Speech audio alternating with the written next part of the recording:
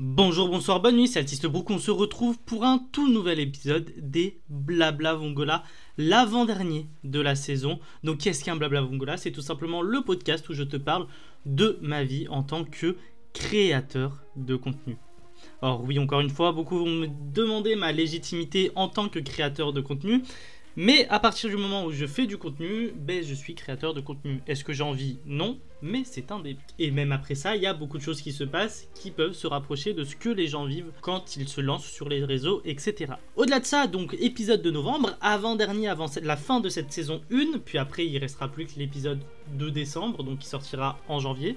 Et on attaquera la saison 2, Inch'Allah, comme on dit chez moi. Bon, qu'est-ce qui s'est passé de bien beau en ce mois de novembre? Alors en vrai, novembre, ça n'a pas été fou. Ça n'a pas été un mois de fou. Vraiment grosse baisse de morale, etc. Mais surtout, l'événement qui m'a le plus ralenti, que ce soit dans le scolaire personnel, je vais plus dire ça plutôt que professionnel, c'est la panne.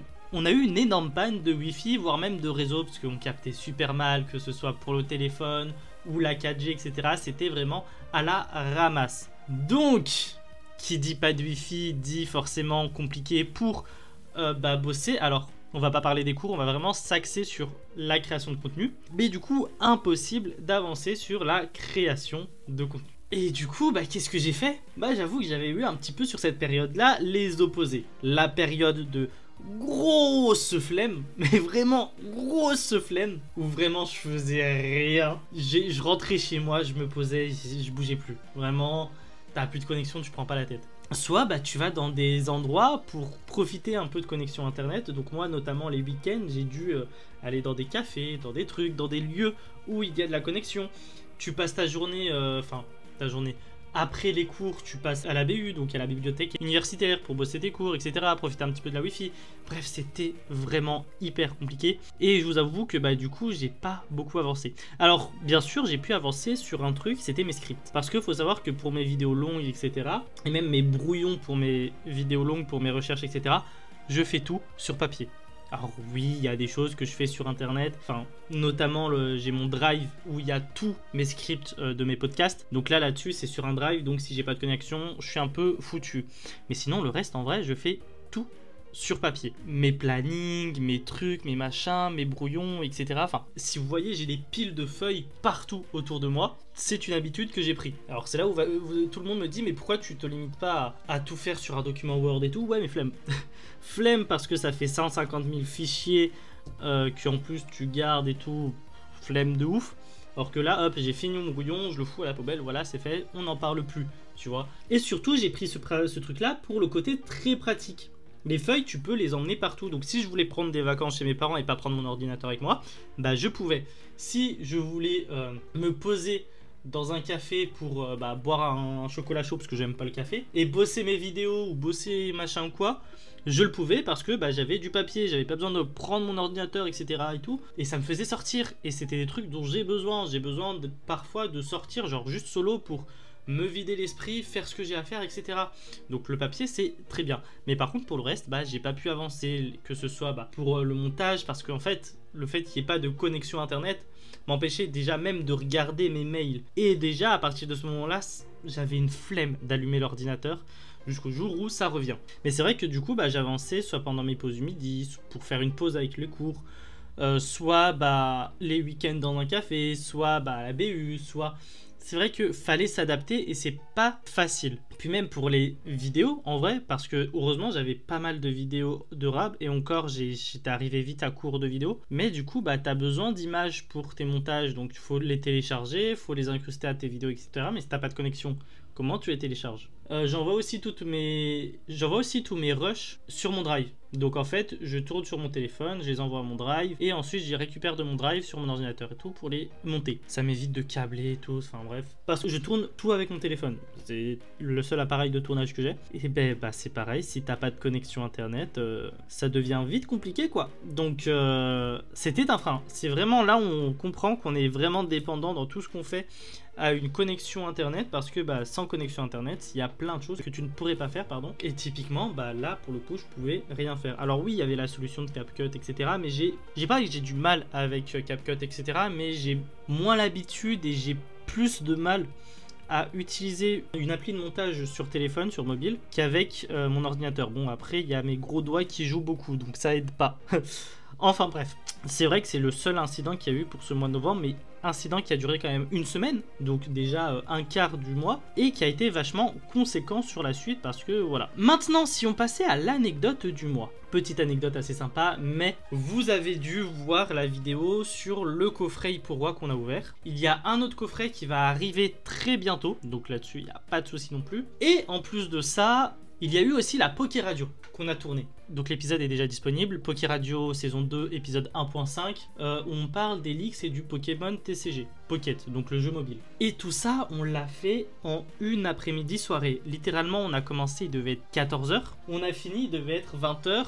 En plus de ça, Sofiane nous a rejoint, donc mon meilleur ami, en pleine route, machin et tout. Donc on est parti manger parce qu'on s'est dit, bon, autant se faire plaisir sur la fin. Mais qu'est-ce que c'était drôle! Mais qu'est-ce qu'on était crevés! Je vous jure, en fait, les cours, ça nous prend déjà énormément d'énergie. On s'est dit, on va continuer, puisqu'on avait l'après-midi de libre. Direct après les cours, qui étaient déjà très fatigants, on va enchaîner sur du tournage. 3 vidéos de tournage, enfin 2 vidéos de tournage, plus un podcast. Il faut savoir que, pour une vidéo, en moyenne, je prends plus ou moins avec Tagnon 1 heure de tournage. Donc, il y avait l'heure de tournage, plus bien sûr on fait des pauses, donc la pause elle durait un quart d'heure, une demi-heure, le temps que je charge mon téléphone, le temps qu'on trie les cartes, qu'on voit quelle carte il garde, quelle carte je garde, etc. Parce que il y a aussi cet échange là de procédés où bah même moi, au vu de, il m'accompagne quand même sur les vidéos, j'ai pas de quoi le remercier, etc. Et je le paye pas pour participer à mes vidéos, donc le minimum que je peux faire c'est lui offrir certaines cartes, tu vois. Bon après on s'est mis d'accord sur bah il y a certaines cartes qui coûtent quand même un peu plus que d'autres, donc ceux-là, s'il les veut, faudra qu'il les achète, bien sûr à un prix d'amis. Je vais pas lui faire payer une carte au même prix que ce que je mettrais sur Card Market. Typiquement, je suis tombé sur une deuxième Zorua Full Art de Fab Nébuleuse. Sur Card Market, je l'aurais vendu à 12 balles, lui je lui ai fait à 8 balles, tu vois. Donc il y a quand même une petite marge qui est faite pour lui, etc. Mais sinon, les communes, les Pokémon et les Zolos lui sont offertes, ceux que j'ai en double. Et il les récupère, etc. Que ce soit ceux que j'ai ouverts pendant la vidéo ou ceux que j'ouvre en dehors, parce qu'on ouvre des cartes aussi en dehors. Et vice versa, lui il fait la même chose, tu vois. Échange de bons procédés. Bref, donc ça fait 1 heure de tournage. Si on prend à peu près 30 minutes de tournage, on est déjà à 1h30. Et on fait ça x 3. Et c'est long! C'est long de ouf parce que en plus de ça, il y avait vraiment genre 1 heure de rush pour la Poké Radio, mais de rush complet où on s'est pas arrêté. C'était quelque chose. Non, franchement, c'était vraiment quelque chose. C'était hyper drôle, hyper marrant. Et puis, je le vois parce que j'ai les retours de la première vidéo qui est postée sur le coffret. J'ai moins de retours sur les Poké Radio, sur les podcasts, etc. Mais après, ça c'est normal, c'est assez récent. Mais en tout cas, sur la vidéo, j'ai beaucoup de retours. C'est la vidéo qui a été le plus vue. Au montage, je m'éclate de rire. J'ai montrer les vidéos, etc. à Tagnon, parce que je leur renvoie les liens et tout. Il m'envoie des messages, il me fait mais putain, mais c'était super drôle. Genre vraiment, je me suis éclaté par terre. Mais vraiment, on se marre. Ce que vous vous rendez pas compte, c'est qu'il y a le altiste solo, où malgré qu'il essaye de 3 blagues, etc., reste plus ou moins sérieux. Et il y a le altiste avec ses potes où on se lâche. On se fait plaisir. Et ça, c'était génial. Et en plus de ça, après, on s'est pas arrêté parce que du coup, on est parti manger. Pendant qu'on mange, eh ben, on a essayé nos decks. Parce que du coup, on a parlé du TCG et on était en pleine session entraînement, pleine session. On fait nos decks, on les fabrique, on les teste, etc. C'était grave bien. On a passé une excellente journée. Tout ça pour dire que, avec très peu de choses, donc un téléphone, des cartes Pokémon et un bon pote, du coup 2 bons potes pour la Poké Radio, j'ai passé l'une de mes meilleures journées de l'année. Et pourtant j'avais cours le matin, hein. C'est ça qui est fou. Et même après, parce que du coup tu montes, tu ris, tu prends du plaisir, etc. C'est ce genre de vidéo là que j'apprécie vraiment faire, parce que je dis pas que j'aime pas faire mes autres vidéos, au contraire j'adore les faire. Mais c'est différent parce que t'as pas besoin de préparation de dingue, t'as pas besoin de script, t'as pas besoin de travailler la vidéo 20 ans en avance. Alors oui, pour la Poké Radio, je suis obligé de regarder soit les trailers, soit de réfléchir à un moment de qu'est-ce qu'on aborde. Je me lance pas sur un one shot sans savoir de quoi je parle. Mais globalement, c'est pas une préparation aussi dingue qu'une vidéo, par exemple, une qui est sortie, mais l'analyse sur les isekai. Est-ce que l'isekai a connu une évolution ou pas? Cette vidéo là, pour montrer et expliquer, on peut considérer SAO comme un isekai ou pas, ça me prend du temps à faire. Parfois ça prend plusieurs mois. J'ai des vidéos là qui sont en réserve soit parce que j'ai pas envie de les faire tout de suite, mais soit parce que je les travaille petit à petit, qui datent d'il y a plus d'1 an. Bon après ça c'est parce que j'ai une organisation pas ouf et que je bosse sur 50 000 vidéos en même temps. Mais le fait est que c'est pas la même chose. Et je prends beaucoup de plaisir également à tourner des vidéos, ouverture de cartes, où c'est juste du kiff, on se prend pas la tête, on déconne, etc. Et je sais pas ce que vous en pensez, mais en tout cas, moi j'adore réellement faire ce genre de vidéos là. Et en plus sur un truc qu'on kiffe, donc Pokémon, l'ouverture de cartes, c'est vraiment quelque chose qu'on adore. Bref, petit retour des questions de l'abonné. On passe tout de suite à ça. Où il n'y a pas de transition, hein. On passe d'une question à une autre. Et c'est Verion, donc un fidèle abonné depuis quasiment le début, et je le remercie beaucoup, qui participe également beaucoup à ce genre de vidéos et qui met pas mal de réponses à mes stories Insta, etc. Donc vraiment, je le remercie énormément là-dessus. Mais du coup, je lis sa question telle qu'elle est. Quand tu ne vas pas bien, niveau santé mentale ou juste pas bien mentalement, démotivé, comment fais-tu pour te remettre dans le bain, pause, etc. Donc ça c'est un petit peu en gros ce qui me demande comment est-ce que je fais pour me remotiver, pour me remettre dans la création de contenu, etc. Mais en vrai ça va être un truc plus global parce que je vais le mettre dans la création de contenu, mais ça va dans un petit peu tout ce que je fais, donc les cours, l'animation, etc. Quoique l'animation c'est encore différent parce que même si je suis pas motivé, il y a toujours ce truc de je vais passer une bonne journée. Mais c'est vrai que par rapport à ça, c'est compliqué parce que j'ai une motivation qui va au plus bas. Quand mentalement, quand j'ai une baisse de motivation, quand ma santé mentale n'est pas au rendez-vous, c'est vrai que j'ai une grosse flemme. C'est vrai que je me coupe un maximum des réseaux, ou tout simplement, même si je me coupe pas sur les réseaux, bah, je suis sur mon lit allongé, je bouge plus et je scroll TikTok machinalement, tu vois, que ce soit TikTok ou autre chose, hein. Mais c'est vrai que je fais pas grand chose. Et c'est là où concrètement je suis dans le tout ou rien. Soit je vais vraiment rien faire et je vais seulement me poser donc sur un anime, sur un manga, sur les réseaux. Et encore, quand je suis sur les réseaux, je réponds à personne, tu vois. J'essaie quand même de faire le minimum, donc répondre aux commentaires, poster ce que j'ai à poster, mais ça s'arrête là. Et généralement, mes retards sont aussi dus à ça, hein. Si je prends du retard, c'est soit parce que mon organisation a été pas fou, soit parce que quand j'allais bien, j'ai pas anticipé que une baisse de motivation pouvait arriver, et que du coup, j'ai rien prévu pour remplacer, et que je fous plus rien. Et même mon retard sur les animes, parce que j'ai un énorme retard sur mes animes saisonniers, j'ai toujours pas fini ceux de l'été, hein. Et je suis loin d'avoir fini ceux de l'automne.